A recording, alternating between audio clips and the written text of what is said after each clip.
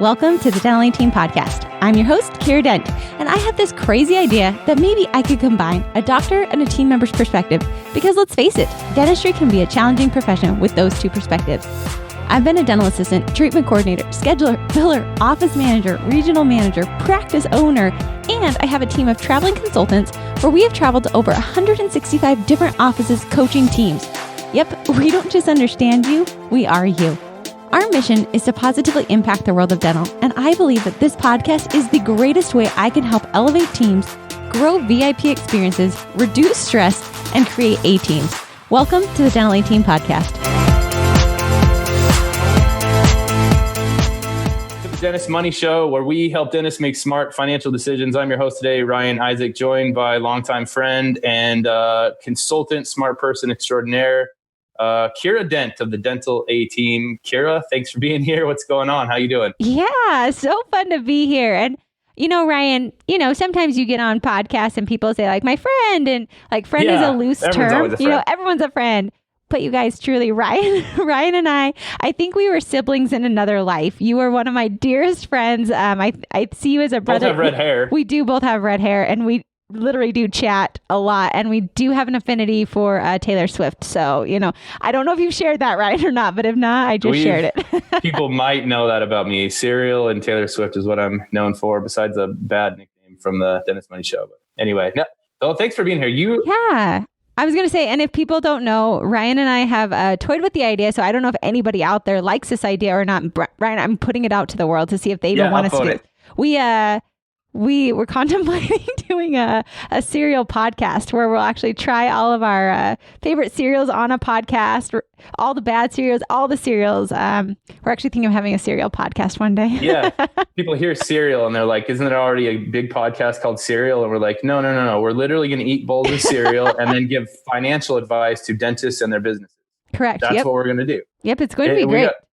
Let us know in the social media comments and, let us know. I think it's a great idea. So I think it's a great idea too. You did give me cereal flavored chapstick one year for my birthday. Oh yeah. And I tried all 5 flavors on at one time to see if I could create.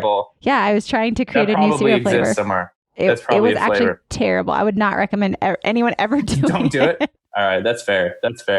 All right. Well, so if anyone's listening, right now we're recording this at it's almost August 2020. If you're listening later, this is the year of COVID. It feels like a 10-year period of time. It's been about 4 months since it really started in the United States. So if you're listening later, you have more hindsight than we do right now, but it's been a weird year for practices. Unprecedented dental shutdown, as everyone knows and remembers, economic impacts, stock market impacts, a lot of anxieties and worries. It's an election year. And there's just so many unknowns. So today what I thought we could do to be helpful, since Kiera and her team, if you don't know, it's Dental A-Team, and we could put some links and talk about how to contact you later on at the end. But you guys are in offices now virtually a lot because of COVID, but you guys have been in offices for years, every day, all over the country, training on systems and processes and teams and efficiency. And so let's just talk about maybe some of your top things as you're still consulting with offices, people reopening, coming out of COVID. What should people be thinking about for the next 6 to 12 months when there's still uncertainty? But what can we be proactive about? What can we work on? So I'll just start there as an open question, what you're seeing, and kind of hit some of the things on your list of what people can be working on. Yeah, for sure. Thank you, Ryan. And you're exactly right. We used to travel a ton, and our dream was, how do we still have as great of an impact virtually, and is that even possible? And so I was really grateful for COVID to push us, right? I feel like every business, including your dental offices right now, I think one of the best gifts we've been given through COVID is the ability to innovate if you choose. And how are you innovating, and how are you impacting your patients in a way that you never even imagined possible? And that's what we've been able to do in the Dental Team. Yes, we have actually just started traveling. Our first coach actually went to our first office this week. So the traveling is going back. We're really excited. But through COVID, it was really fun to be able to still help offices, still help doctors, and build that throughout COVID virtually, and realizing we can be just as good, if not better, virtually for offices. We're saving you on travel expenses, things like that. So it's been really fun. But I would say I actually came up with a couple of things through COVID. Sorry, before you get there, I'm sorry, but you're saying something I think is really interesting. I'd like to hear your take on is, I mean, your business has been very highly dependent on being physically present with somebody, and it completely switched for you guys. And dental offices are a little bit different, but can you speak to that a little bit? Like, what have you seen in the A team in your interaction, like with dentists learning now virtually and teams learning virtually? What's been the pros and cons of that you've seen? That's just really fascinating. Yeah, it was fascinating. And I when COVID hit, I remember I had this oh shiz moment. Like, we're gonna keep this like G-rated. Yeah. Oh shiz. We can believe it. We can believe that. I just don't think I actually say that word. So a shiz feels like a good choice. But I had this moment of, I have a traveling company and now we don't travel. What are we going to do? Yeah, crazy. And so it was like, hey, there's got to be a way. And my famous quote that people quote me on is, there's always a solution. We just have to find it. And so I think for dental offices, what I think is really cool is, I feel because of COVID, it forced all of us to learn differently. Kids are learning differently. Teams are learning different. Doctors are learning different. And I think it was something that we always have had. We just never had to learn it. I mean, we didn't have to. Exactly. And so I think virtual events are getting better. I think webinars are getting better. I'm getting better at how I present. I'm sure you are, Ryan, because that's my new mode of transportation to communicate. So, I am a huge, huge, huge fan, Ryan, you know this, of Traction, the EOS model, the Gino Wickman. I coach those 8-hour meetings. Well, I used to fly to an office, be there with the team for a day, 8 hours. And I had an office call me through COVID and sign up and said, we need leadership help. Can you help us now? And I thought, I don't know if I could run an 8-hour Zoom meeting with a team. Ryan, your eyes just got huge. We're on like virtual. Yeah, my eyes just got really big. Like, that's a lot of Zoom. It's a lot of video time. I felt the same way. And I was like, okay, well, let's try next Tuesday. I'm going to wake up at 5 a.m. You guys are East Coast. It'll be 8 a.m. your time. And we're going to go. I said, everybody bring snacks. I want everybody on Zoom. And it was that moment of, will this work? I don't know, but let's try it. And I think a lot of offices who've embraced that, I don't know if this will work, but let's try it, because that's one step closer to either finding the solution or finding what didn't work, which will still get us closer to the solution. So that team crushed it. 8 hours. It didn't even feel like 8 hours. We had Google Sheets that we were sharing. They were working off it. I had them do exercises and activities. I am like a camel, so I usually don't have to go to the bathroom. So I purposely drank water to give breaks. But like just forced breaks. Yes, just things that you wouldn't normally think of. And so as far as offices are concerned, that virtual learning, people were realizing they could be just as good. So that office, for example, what they did is we built out their whole leadership team. And in the next 3 months that they were implementing this plan, their practice production went up. This is through COVID. So they were training people. And then when they came back, they were hitting higher numbers than a lot of my other offices. A lot of offices came back and hit high numbers. So high five, like that was just due to demand. A lot of backlog. Yeah. But the offices that I worked with through COVID that did try to do the distance learning, that did try to do things differently, they hit, we're talking like even higher numbers. So it was, they had a month plus a half a month, or they were like doubled their production. This is a 3-doctor, huge practice. And they're hitting these massive, like huge treatment plans. And it was because their team was ready to go. They had it ready to execute. We had trained their whole back office, had a treatment plan. We had softwares in place. Like they prepped to be ready and they executed hard, and they were heavily rewarded with just a better team, a better patient experience, and being able to facilitate the demand of all the patients coming in because they had done the remote learning. And that's what I've seen with, that's just one example, but it's heavily, heavily valuable because there are different ways to do it that actually don't take as much time as, say, coming into the office. Yeah, I'm a big efficiency person. I hate wasting time. Although I'll gladly watch 7 episodes of The Office at night, But you're highly efficient. I love it. You just know wasting time. You're gonna binge. Yeah. You binge it all together, so it's a great time. Yeah, I just prefer to waste time in the ways that are fun to waste time in. But like meeting, so I love the efficiency of all this stuff, and that's really cool to hear. Real quick too, just because you guys have so much insight into offices and teams across the country, I'm wondering, what have you seen with as people are reopening? with team members coming back or not coming back? How has that, what have you seen with that? Bad. It's been rough. Oh, it's been a lot of people not coming back. Full transparency. I mean, I'm usually very positive. People listen to the dental aid team. Some people have told me like, I listen to you to get my positive fix in the day. I'm like, cool, thank you. It's about to get negative is what you're saying. But I'm not going to sugarcoat it. It's been hard for a lot of offices. So what I've seen is some offices just knocked it out of the park. Their whole team came back. They were fantastic. They all worked through COVID and they literally didn't skip a beat. Other people, they had hygienists that might have been on that tipping point of ready to retire. So they're like, meh, I'm not coming back, out.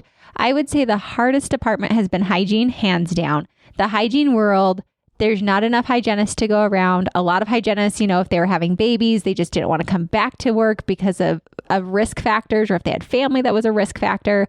So I know hygiene's been hit hard, and I'll have offices saying, I put $1,000 signing bonus to hire a hygienist and literally no bites on my ads. So normally that would be huge incentive. I mean, who puts a signing bonus for a hygienist? Usually you have so many applying, especially for this office. I mean, they're downtown, beautiful office, well-known, amazing reputation, not a single bite. Wow. So the hiring, the coming back, and then also you have the difference of some people will come back, but then they decide, actually, I don't want to be back. So then they quit. And I'm also seeing a lot of people when they quit, it's not your traditional, I'm going to quit and give you 2 weeks. It's, I'm done today. I'm done. I'm not coming back. So that's tough. It is tough and it's really hard. And I was telling offices, I had an office call me a couple days ago because we also in the dental aid team, I had somebody just quit. And I was like, oh, shoot. I'm like, hey, don't worry, docs. I'm in your same world. And here I do coach this. I think one of my aha moments that hopefully is beneficial for anyone listening was I truly did think that I was better than that. I thought I prepared. I'm a good coach. I'm a good leader.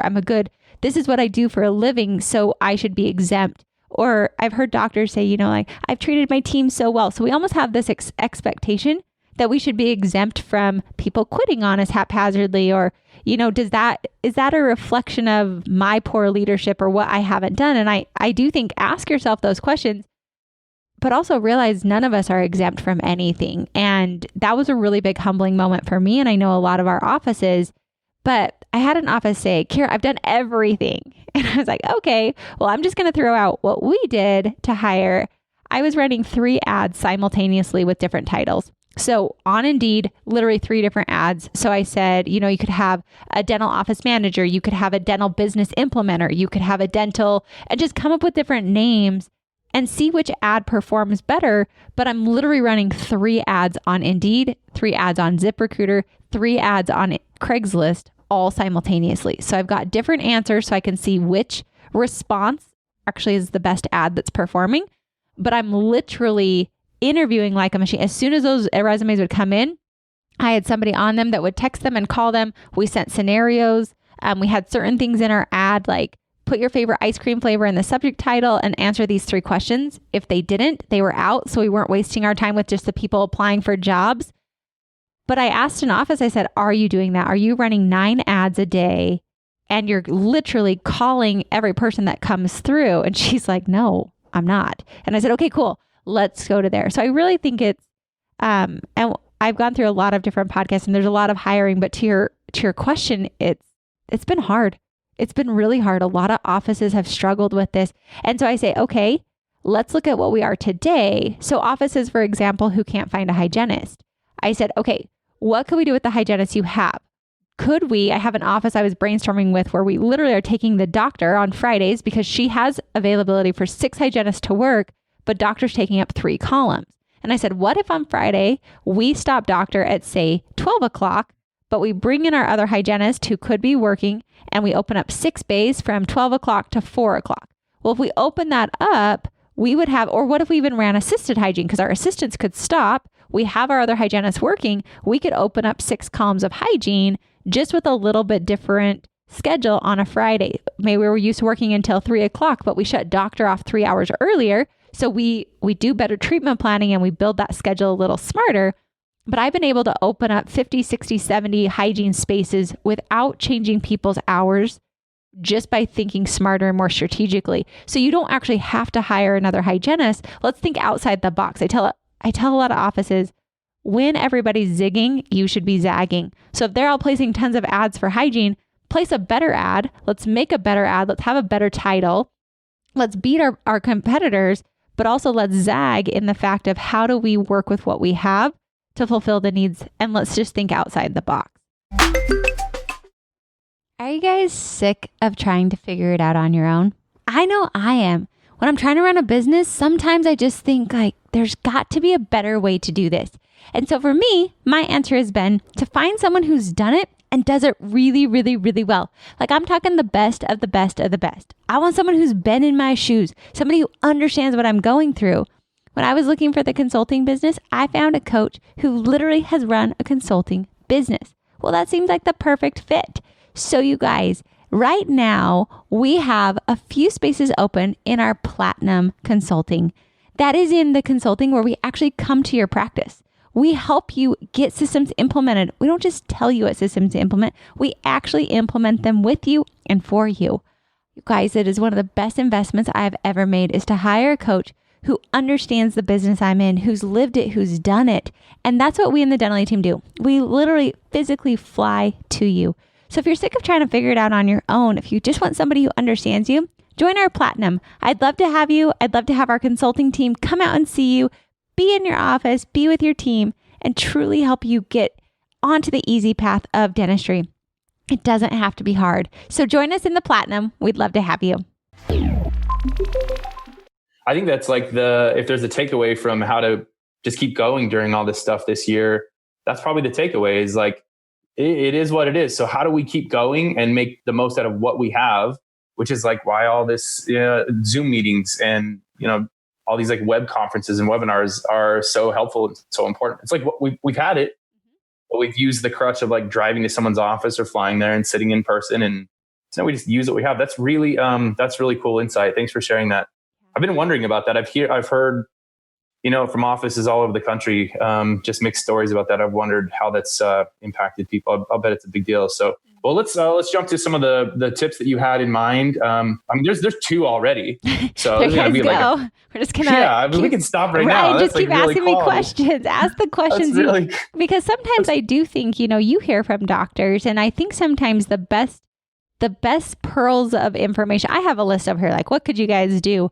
But I think oftentimes, Ryan, I love that you ask those questions because that's what people really want to know. Those are the crux. I can sit here and think, but if you ask the questions that you're hearing or things you're wondering, that really gives an insight that's more relevant versus just the like, hey, I've got a few ideas over here. So if you have other questions, I'm all in for you asking. I'm unfortunately an interrupter. I'm an equal opportunity interrupter. I like it. No offense, but it's in my brain just thinks of stuff and I just want to ask it. You know it all. So, yes. All right, well, let's hit the list of some of the things you wrote down of like, again, I asked you just for everyone listening, hey, let's just share a few things as we are opening back up and there's still some uncertainty in how the next year is going to play out.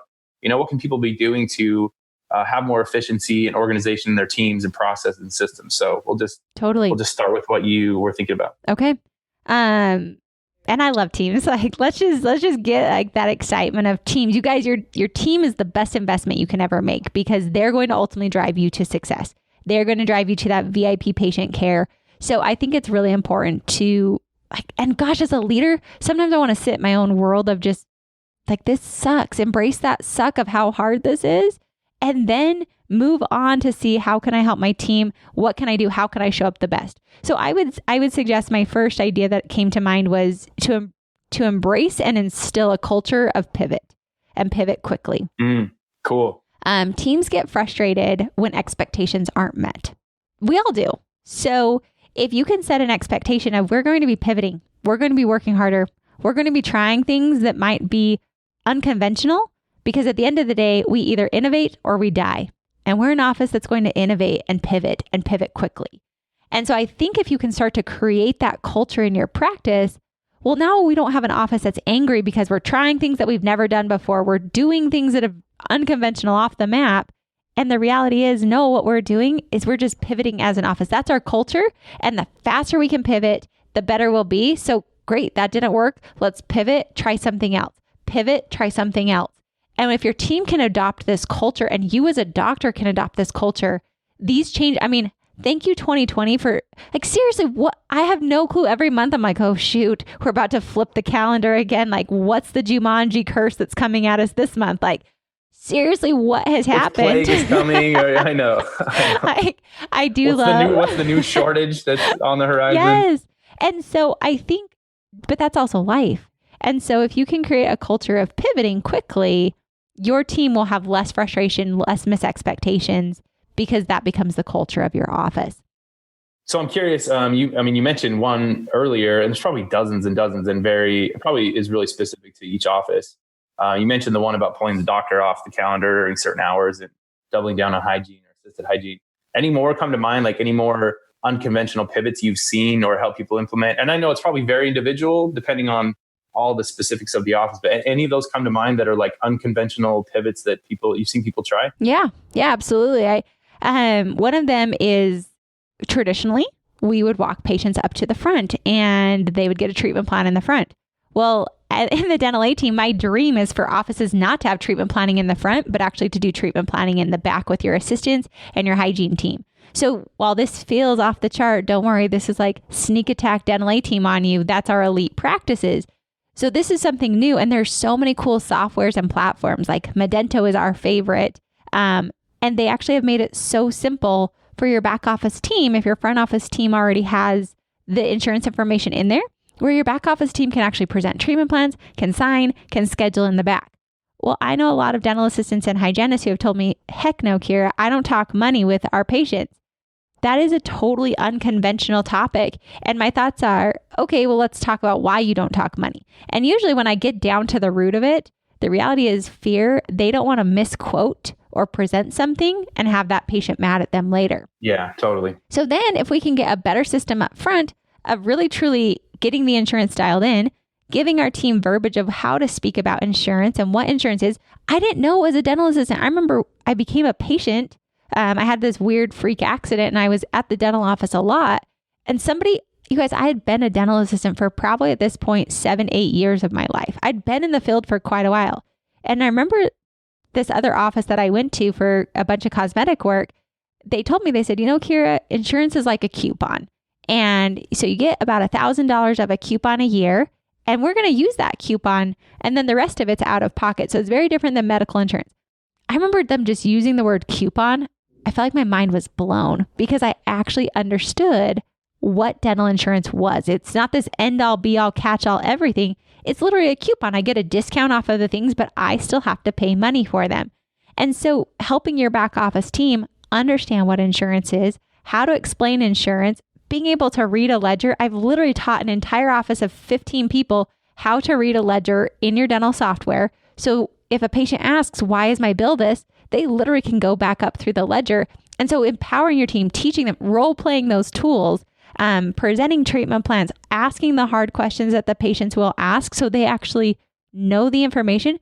It's not really about talking money. It's more all the underlying pieces of fear that hold your back office team. So if you can actually treatment plan in the back, schedule in the back, you cut down on the patient to front office connection. We don't need to have that contact anymore, but we don't actually drop all the handoffs, the lower treatment plans, not closing big cases. And you're actually able to then, instead of having one or two treatment coordinators, you have an army of treatment coordinators. A team of them. It's incredible.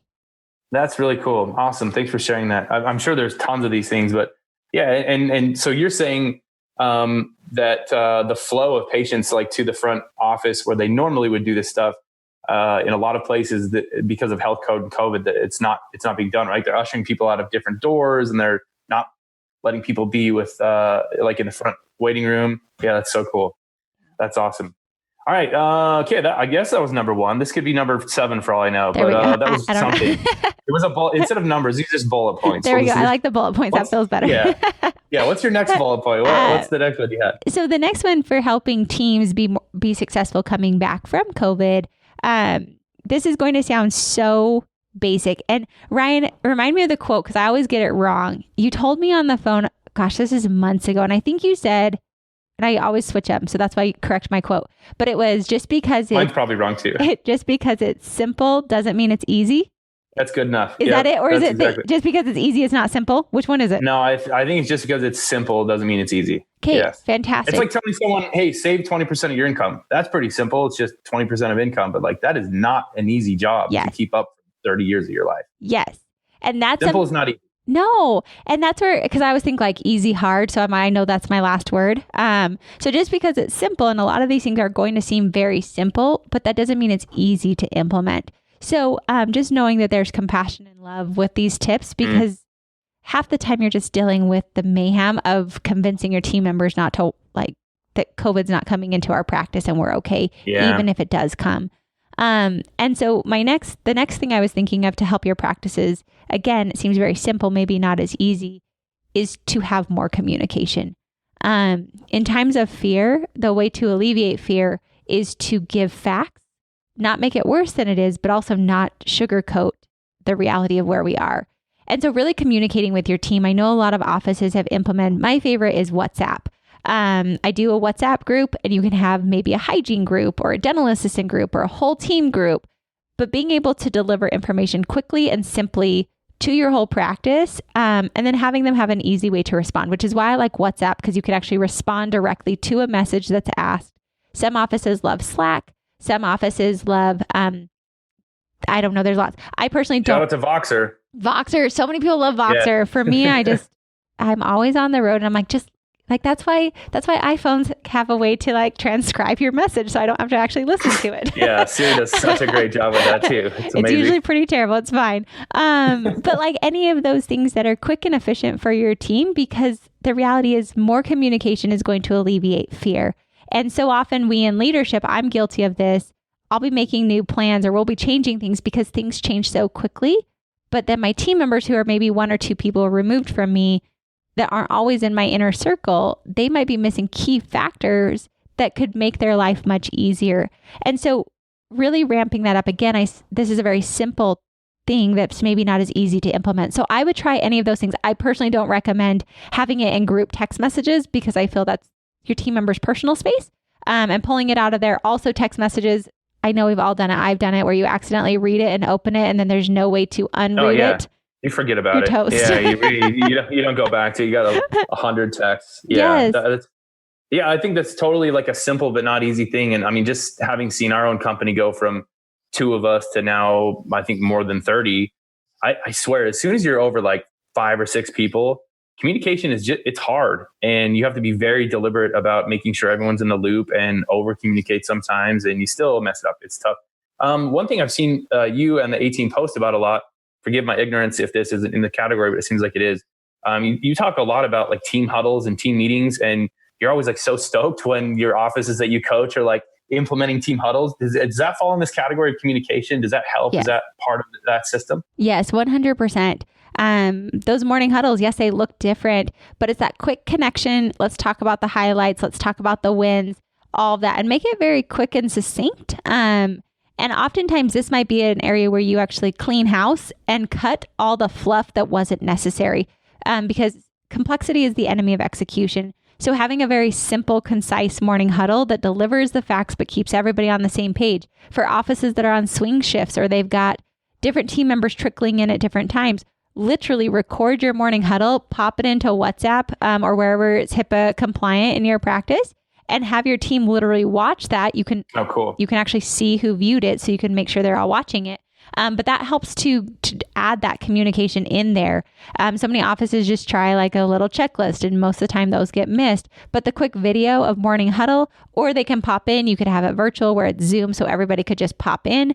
And then also I really am huge on once a week traction meetings with your whole team, to make sure we're instead of always focusing on the minutia of the morning huddle, which is great for the day-to-day, but the weekly traction meetings or the weekly WIG meetings or whatever you want to call them in your practice, that pulls your team out of the minutia. We look at the bigger picture. Where are we headed? Where are we going? And that way we can actually refocus of what is our ultimate outcome? Why are we even doing this minutia to recenter and refocus your team? So yes, Ryan, you're exactly right. Yeah, I got it right. Okay. Yeah, man. All right. I love it. Yeah, good job. 1 point. Let's say one more of your bullet points. I don't know how many more you have sure, there, but no, let's go one more. I only had another one, right? Keep it simple. All right, well, 3. Perfect. 3. All right, perfect. I had the pivot, the more communication, and the last one, again, another simple, but maybe not as easy. Back to the basics. I'm hearing so many practices feel that coming off of COVID, they're pretty much just starting a brand new practice again. Like, we've done all this coaching, we've done all this training, we had all these systems in place, but I think we have to remember our team's plates were kind of full. And so we had all these systems on there. Well, now we're adding COVID. So some of those things are actually falling off the plates that have always been there, and it's not intentional. And so going back to those basics. So for example, handoffs get dropped left and right now through COVID because their system, the way they were doing it, has been thrown off with COVID, with the health history forms that we have to check, with the temperatures, with all the things that we now have to do because of COVID. We're forgetting a lot of our basics that made us successful. So role play your handoffs. How does that look? Get a good system so your team, and then practice it. Get back into role playing. Get back into practicing scheduling. How do we schedule? What do we do for cancellations? Well, that script changes a little bit. Now they're not just calling because they can't get out of work. They're calling for all these other reasons. And so role playing that out and getting your team back to those basics is going to help you guys so much, because the basics are the foundation and the fundamentals that made you great, and good can get in the way of great. So don't miss that greatness that made you who you were, and go back to those basics, as simple and easy as they might seem. And like, oh, cool, I'm listening to this podcast and she's literally telling me, like, go back to the basics. That is what will make you successful again. And then you can build upon it again. Yeah, I think that's huge. The basics are what get probably 80% or more of people's success in a lot of areas of life. That's a totally made up statistic, though. By I the like way, the statistic. I believe any number. I literally believe any number you ever tell me, because you're the. I sound authoritative. Yeah, you do. I mean, it's 80%. Well, they do say, right? True. Yeah. I think it's true. Okay, so as I hear all this stuff, simple, not easy. It is the basics, but that's not easy to always stick to basics. Human beings we're not good creatures at consistency. We deviate. We're easily distracted, and we like shiny new stuff. So when I think about and I hear all this, and we can just end with this, is where can people find you guys? Because accountability is huge, and just having another human being in your life to help you stick to these simple but not easy tasks. I mean, it ensures your success, and that you will actually follow through with these things. So where can they find you? Where can they find Dental A Team and all the awesome content you guys have? Well, thank you. And I agree. That's why I have you, Ryan. You keep me accountable for all my finances. Like, exactly. I have to, because I do get distracted, especially of things I don't want to do, or the things that I'm not necessarily good at. I tend to shy away. So Dental A Team, you guys can see us at our website, thedentalateam.com. We have lots of different ways you guys can do coaching or consulting or training with us. It's either, like one-on-one or virtual full team immersion, or actually coming back to your practice. So any of those, thedentalateam.com, or email us hello@thedentalateam.com. And obviously, if your email's hello, they're super friendly people. We actually do have a ton of fun. They are friendly. So anything we can help you with, even if it's a simple question, more than happy to help out. What's the Instagram page? Because you guys are putting out like great stories and great content every single day. Thank you. Yeah. You guys can follow us on Instagram. It's the Dental A Team, and also same thing on Facebook. We actually have a Facebook group. It's our leadership group. So if you want some leadership tips, we have a good discussion going on in there. You guys can also join that private group as well. All right, Kiera Dent, thanks for spending time. My actual friend, it's not just the podcast term, my actual friend, Kiera Dent, so smart. Thanks for your expertise as always, and we'll catch you next time. Thanks everyone for tuning in, and we'll catch you on the next one. Thank you. Guess what's back, you guys? Women Dentist Connect. Yes, Dr. Summer Casmel and myself are putting on our first ever virtual event. We did it last year. We had raving fans, and due to COVID-19, we decided we're going to continue on. So mark your calendars, November 13th and 14th, all women in dentistry. We don't care who you are. If you're a doctor, a treatment coordinator, scheduler, biller, office manager, spouse, we want all females to come with us to Women Dentist Connect. So pop on over to our website, womendentistconnect.com. Tickets are on sale right now. And we even did a thing where it's your entire team can actually come. We want all of you to come. It's going to be CE. We're going to talk about mom guilt, how to run a successful business. We're having an incredible speaker lineup with Dr. Mark Costas. He's our only male cameo. We're having Desiree Yazdan on social media marketing, Aaron Elliott, who's talking about sleep apnea. We're also bringing on Dr. Amanda Wilson to talk about ortho. And of course, Dr. Summer Casmel and myself will be there talking about how to hold your team accountable, how to run effective meetings. So don't wait. Get on over to womendentistconnect.com. I'll see you guys November 13th and 14th. And that that wraps it up for another episode of the Dental 18 podcast. Thank you so much for listening, and we'll talk to you next time.